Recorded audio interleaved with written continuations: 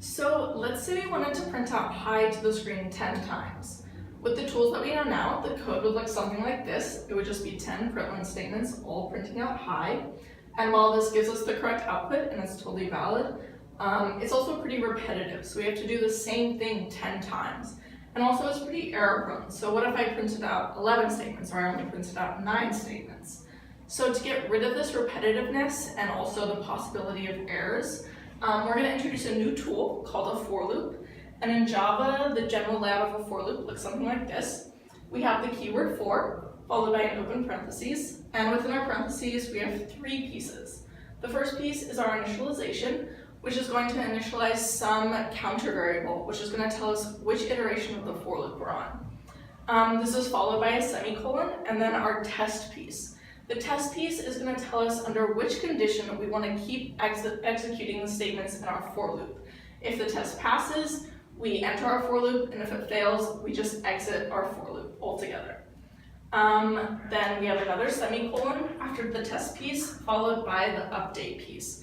And the update is basically going to update the variable that we initialized in the first part, and it's going to try to get this variable closer to failing our test, so that eventually we'll exit the for loop. And then we close our parentheses and we add our curly braces. And the statements that go inside of our for loop are going to be indented over, and we refer to this part as the body.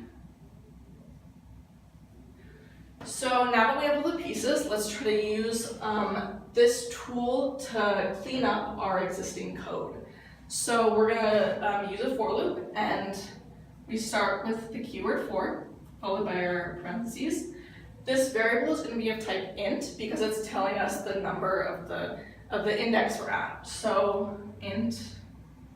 And a common convention is to name this variable I, but you can use whatever valid variable name you want. And let's initialize this to 1, followed by our semicolon. Our test case, since we want to execute this 10 times, we want to continue looping while I is less than or equal to 10. Then we have our semicolon, and since we want to do this exactly 10 times, we're going to update I by 1 every time. So we're going to have I plus plus. Then we close our parentheses, add our curly braces.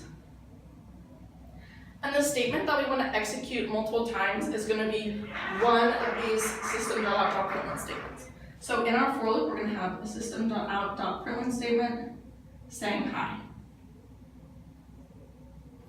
And now once I is 11, this test is going to fail and we are going to exit our for loop